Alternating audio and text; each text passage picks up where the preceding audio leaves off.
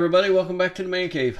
I am recording this in the office. I'm editing the video that you can see on, well, it's on this screen, but I don't know what you want. You should be able to see it in the background there somewhere. But a little bit of a spoiler alert: this video is about setting up the Atezr L2 36 watt diode laser. Went ahead and broke the bank and ordered this thing. It looked really nice. A bunch of reviews. Watched other creators do their unboxing of it. And I mean, just unbox it, plug it and play. 30, 45 minutes, you're up and running. Everything's great. Spoiler alert, it's not. Watch the video. Watch it till the end. Get all the information. Make your own decision. Here we go.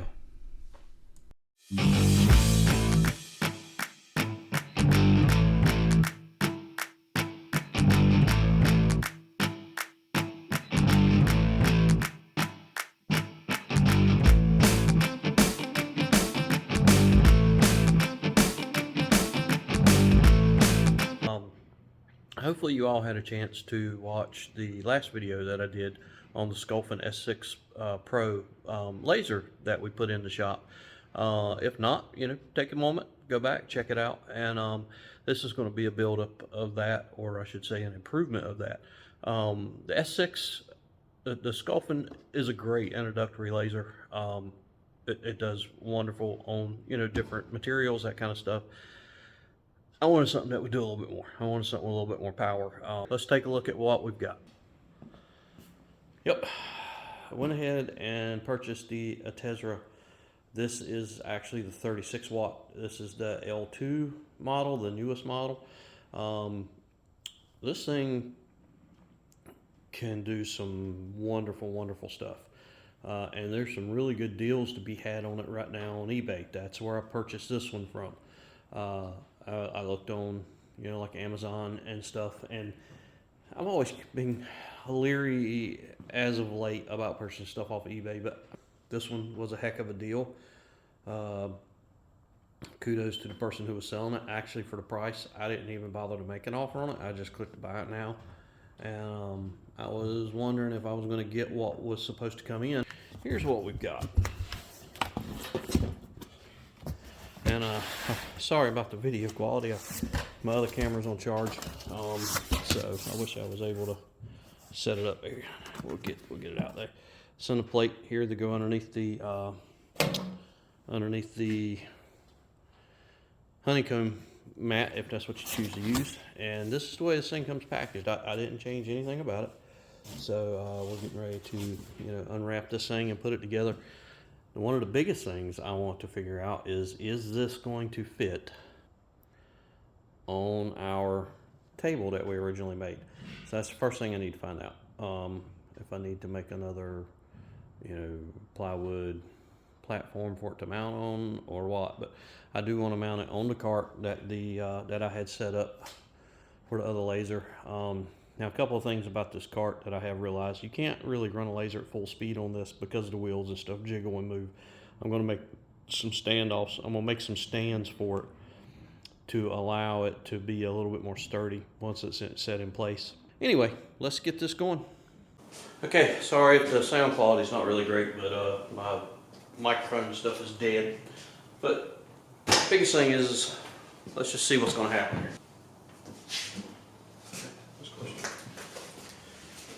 Instruction manual.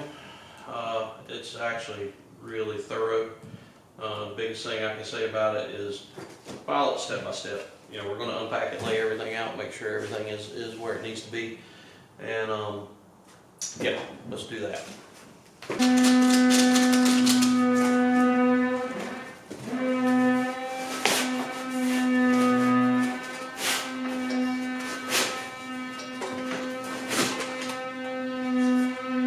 Just set it on my table over there, and it just barely will fit, so we're good without having to remake a whole bunch of stuff. So,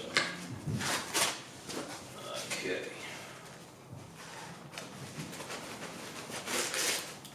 The LCD touchscreen that everybody talks about. We'll get that. Yeah.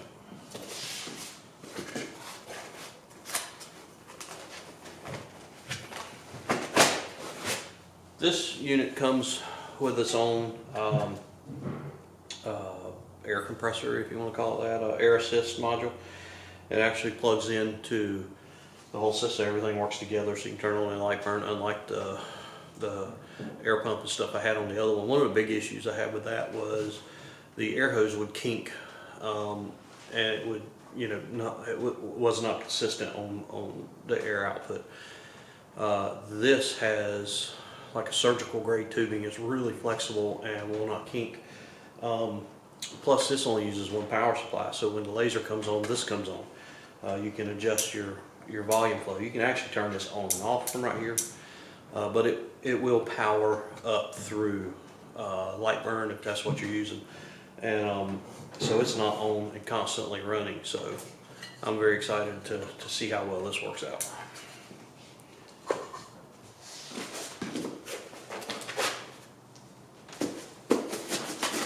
Power cable.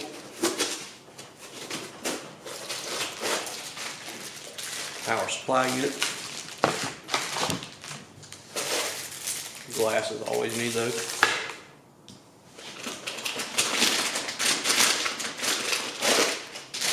The actual laser module. This is, like I said, this is the 36 watt unit.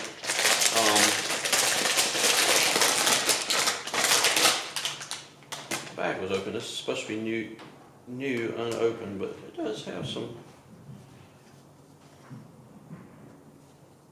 Does not look like it's been fired, so I think it is new. This actually has a height sensor and stuff built on it also, so it will come down, touch off, and then automatically set its height instead of having to put a gauge and stuff in there. This is for the air assist. It's got a big large fan up here for the airflow. So yeah, I'm excited about that. We'll get that hooked up.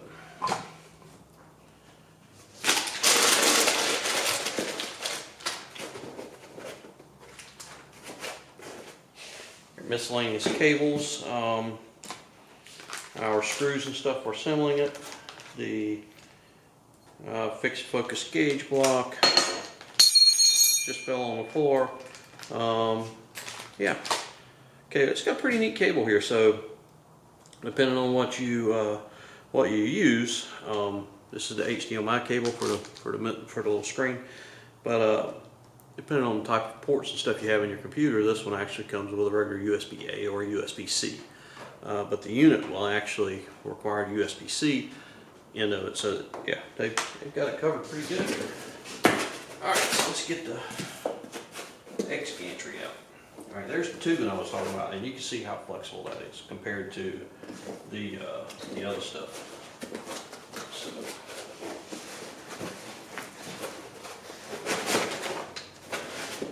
right. Yeah, I like this. It's got a little mini Z-axis motor in it, and that is so it will auto adjust, which I really like because I forget to set the other one sometimes. So that's cool. Yep. Yeah, this thing is really beefy, really nice, and it has limit switches already on it. As we'll show you right here, they're small little micro switches. I don't know if you can hear that, but they actually, it has it on both ends of this, and it has it on the gantry also. So all the plugs, all the wiring is run through the extruded aluminum. There is a way to get in here and access it if you have to, but you really shouldn't have to. The belt and all is already in place. This thing is pretty much set up and ready to rock and roll, so that's good. All right, let's see. I think that is it. This thing was just packed like a tank. But yeah, let's get this moved out of the way and let's start putting the sucker together. Okay, so we got set up. We grabbed the smaller manual. Smaller manual is the assembly manual. The bigger manual is actually a user guide, and it's step by step, and it tells you specifically, make sure you follow all these steps. So in the assembly manual, I got a unit set up on the table. Got my handy dandy snap-on fender cover here. Back when I used to be in the dealership days. Got it put up here so we don't scratch stuff up. So the first thing we need to do is take the end caps and stuff off. And one of the things I thought was really cool about this is, it tells you step 1, step 2, step 3, obviously. But the screw packs, it's, you know, most of them say use such and such size screw to do such and such size thing. They actually have the packs labeled here, and I don't know if you can see it, maybe not. Anyway, these are actually labeled. These are the screws for step 3. So that would be to actually put this gantry on. And then step 4 screws, step 6 screws, and then a little pack of spares. So if I can do it, anybody can do it. Okay, a couple things I found so far that were not problem, but you need to pay attention to. The wiring that plugs in underneath the cover here is really tight on this end. You really need to massage it and move it around. There was a clamp that holds the wiring that comes across. I needed to loosen up and readjust. But make sure they have the larger plug sticking out the back side of this. And you would think that it plugs in there, and then the second plug plugs in on the inside, but it can't. So you need to get it all inside. You do have to exert just a small amount of pressure to push this end down to make sure, you know, to get it seated so you can get the screws in on the ends. This end here, everything fit well. Big thing is to, you know, put some air through this, blow through it, whatever. Make sure it's not kinked, because the first time I went to do it, my plug was sticking up and it was kinking the hose, and it had a restricted airflow. So I got that sorted out. The other thing is on this particular model, like I was showing you earlier, the packages have all the steps, you know, step 3, step 4. It's a little misleading because the step 3 screws, in step 3 you actually take this stuff apart. In step 4 you put it back together. Well, the step 3 screws are in the package called step 3 that actually hold this top cover down. And then there's another pack of screws, these for step 4, and I've already opened it up and laid them somewhere. But they actually screw in to the side. Nope, wait, sorry, take that back. That would be step 6. The step 6 screws screw in to the sides to help hold the cover down. Step 4 screws were the ones that actually screw the gantry down. So that step 4 was fine. Step 3 and step 6 should actually all be included in the same pack. So yeah, that's step 3 screws, step 6 screws all go into the top cover. And then hopefully we can start putting the screen on and plugging all that stuff in, and let's see how this thing works. This is all screwed down. It moves forward, backwards freely. Got to hook up the air hose. Air hose plugs in right here. I really like that this stuff is just not draped everywhere like on some of the other models, and it's not going to kink. One other thing I did not mention to you. Watch that when you do it.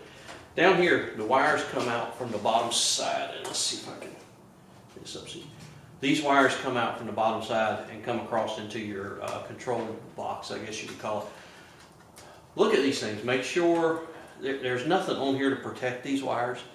These do not move, but you know, with vibration and stuff, you can get some chafing. I've got to put something around these. This was actually, I had to loosen up the bracket here and kind of move these wires around, because this was actually sticking straight down onto the bench, and this was not even sitting level.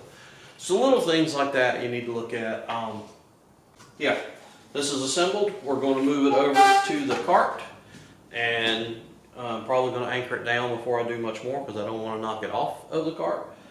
These do have a tilt sensor and that kind of stuff built in, but from what I've seen in the videos, it actually has to tilt, you know, quite a bit before it shuts off. I'm not going to test it. You know, hopefully we don't end up in that situation. But anyway, let's get it set on the bench. Let's get the rest of it plugged in. Let's get this thing powered up, and I'm going to walk through the setup stuff. I don't think I'm going to record that, because you know, it's pretty self-explanatory what to do. But I may. We'll find out. You just have to stay tuned and see. All right. Okay, so got it set up on the the table here, and went to try to use it, and I couldn't zero the head out because these cables were way too tight. Let's see if I can back it up. These cables here were way too tight. So I had to come back, disconnect this, reroute cables and stuff so that this thing had full travel like it's supposed to. Got that done, turned the machine on, it went to auto home, it came all the way to this front corner and just kept trying to go. And looking at it, I think our problem is they installed the limit switch backwards from the factory. So these are all little things that we need to look at. One of the things that I said that I really liked about this was when I looked in the manual, it said to follow these steps, exactly. And, well, don't go by that. Because looking back in the manual, it really don't tell you anything. It does give you a little bit of information. It tells you how to set some stuff up in Lightburn, which we're going to do here in just a second. But as far as assembly, the assembly instructions were good. But, like I said a few minutes ago, definitely look at your, air supply lines. Make sure your cabling's right. All this stuff was... Okay, let's switch this around and let's see if we can get it to work now. Well, it's the next day. Decided let's work on the laser a little bit more, see what we can get worked out. So went through, dug up some settings. Said, all right, let's give this sucker a shot and see what happens. The more I do this, the more I think that there was issues with this machine. It was returned, and I don't think it ever got checked out, and I ended up with it. But here, this is what I've run into next. Yeah, she was on fire, and this is supposed to have the fire detection set up on it, and guess what? It did not shut off. I was over doing something else, turn around and look, there was smoke everywhere. So let's see, let me double check and make sure. But settings, fine, flame detection is on, and it did not detect a flame.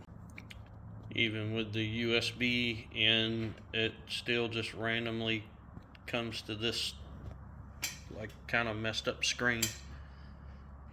Let's see what happens if I touch engrave. Okay, it goes to the manual screen. Click back, it goes back to a normal looking screen, but it can sit here for a few minutes and then it just goes to that funky looking screen. I'm not sure. Yep. Looks like we got a cable issue again.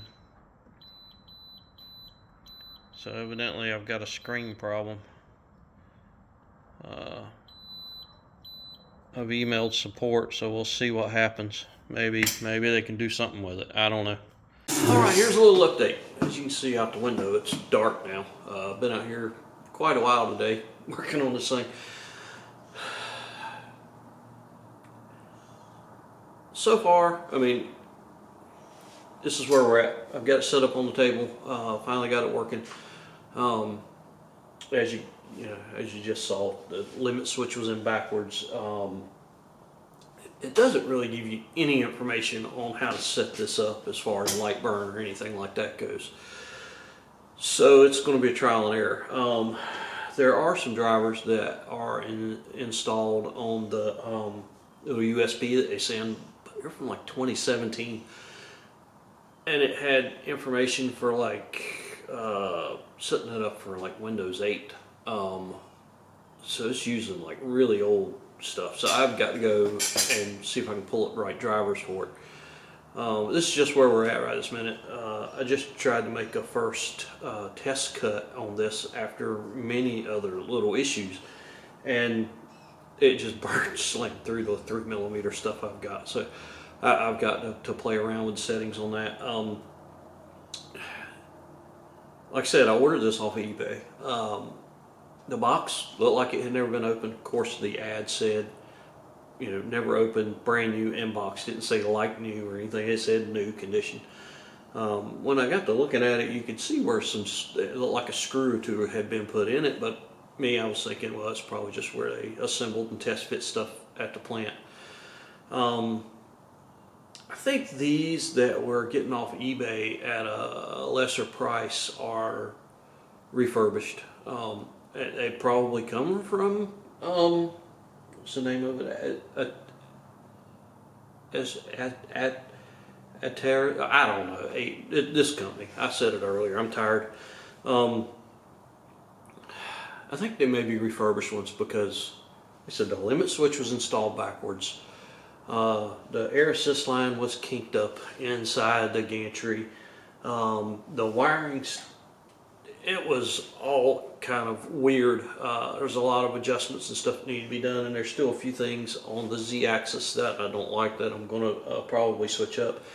And to top it all off, when I got done, I was trying to use the little touch screen that they have, and it just started going crazy.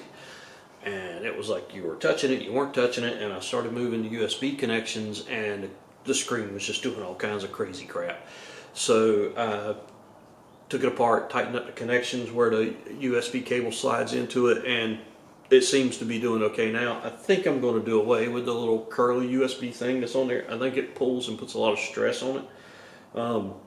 So I think I'm just going to put a regular, not USB, but HDMI. I'm sorry, I've been calling it a USB cable. It's HDMI. I think I'm just going to put a regular, like a shorter HDMI cable on it, and then we don't have the tension from the little curly Q. And it's probably best to use a stylus when you're using it. But yeah, it's set up, it's running. It is connected to Lightburn, which was a whole nother setup that, I mean, it wasn't hard, but it wasn't easy either. So for somebody who is unfamiliar with this stuff, you know, I came from that Sculpin S6 to this, and you know, for the price point, I was thinking it was, you know, these things straight from Atezr, it are along the same price as what I paid for the Bamboo Labs X1 Carbon, and that thing was just straight out of the box. Followed the instructions, hooked it up, downloaded the software, and boom, you were up and running. I mean, I didn't have to do anything to that sucker. And for the same kind of money for this, no. I have seen a bunch of, you know, YouTube guys, oh yeah, plugged it in, it was up and going, you know, one guy 30, 45 minutes, the other guy, you know, it did take me an hour and a half. I've been at this, you know, all day, which I take a little bit longer than most people. See what we can figure out next with this. Like I said, I'm tired, I'm going home. And I might mess with this tomorrow, I might not. I had some stuff I wanted to get done on the plasma today that did not happen. So, okay, day 3 of working on this thing. Yeah, I wish it would have done like you've seen all the other creators show, and you just like unbox it, throw it up and start cutting stuff. And unfortunately, it has not been that way with this machine. There's issues with this one. There's no doubt. I fixed a lot of them, but the one thing that I can't fix is the screen. And let me show you what's going on with that. So what I've got going on with the screen here is, as you can see right now, it says, you know, machine exceeds minimum range of motion. It's not even working anymore. I mean, I can't do anything with it. Hey, just did something then. It's going to come back, and it's going to, and the odd thing is, it's going to come back, it's going to home and zero out. Then I can go to the app, which I've got to connect to this, and I want to run the test file, the test file that they have sent on it. And every time I go to run it, it says it's out of limits, and it comes back and it hits limit switches. It doesn't matter how I try to run it, it just comes back and hits limit switches. So I don't know what the crap's going on with this thing and that touch screen and their file they have on it, but it's crazy. I tried to do a system update. I can't do that because I don't know how to get this thing on my Wi-Fi router. Yeah, there's that. Because I don't know of any way to hook into it to tell it what to hook to. I mean, it does have Wi-Fi because that's how you hook to it from your phone. And if it was on the router, I could hook to the router and communicate it with it that way from the phone. But I don't have the router, so I go directly to it. But I can't do shit. Can't do nothing. This is, I mean, this is getting aggravating. It's getting really, really aggravating. Yeah, so if you've been looking at purchasing one of these, I don't know. I don't know what to tell you. I can't recommend purchasing it. I really, I mean, it's got some power. It's going to do great. I love the build quality as far as the actual structural quality of the machine. It has some really wonderful ideas here, but you know, maybe my whole problem is I've just got a bad one. But you know, I was hoping that, you know, spending the money that I spent for this thing, it was take it out of the box, put it together, and have fun. And I know there's a learning curve with you know, all the settings and stuff, and that's, you know, that's just part of lasers. But I can't even get to that point, really. I mean, I can operate it off a light burn, but I can't operate it off of there. And that's, you know, part of the reason why you buy this is, you know, hey, it's got a touch screen and stuff. I don't have to have it hooked to the computer to make it work. I could put the USB drive in and go straight from the files off of it. Not on this one, I can't. So yeah, I don't know what to tell you. If you're thinking about buying one, be careful. Hopefully I'll have a better update in the next few days. Maybe they'll get back to me and hopefully fix something, or else I'm just going to have to go through whatever steps through eBay and get my money back and send this thing back because it don't work. So I don't know. I hate to do it, but you know, I mean, it's for the money I paid for it, I want it to work. I hope you guys understand. But yeah, keep checking back, like and subscribe, and you know, we'll hopefully have an update on this thing, you know, here soon. But you know, all this comes out of my pocket. I mean, I'm not like the other creators here that's got, you know, a couple 100,000 subscribers and I'm making money from videos. I don't make a dime. So everything that I do here comes straight out of mine and my wife's pocket. So maybe we can get enough subscribers and stuff where we can start recuperating a little bit one day. But you know, if we don't, I mean, I don't do it to make the money. I mean, it'd be nice, but I do it because I want to help educate people, and hopefully just save somebody the headache that I've had over the last 3 days. That's a plus. Anyway, y'all like and subscribe. Keep checking back for the videos, and hopefully I'll have an update to this soon, very soon. But y'all have a truly blessed day. Have a wonderful new year, and we will see you guys in the future.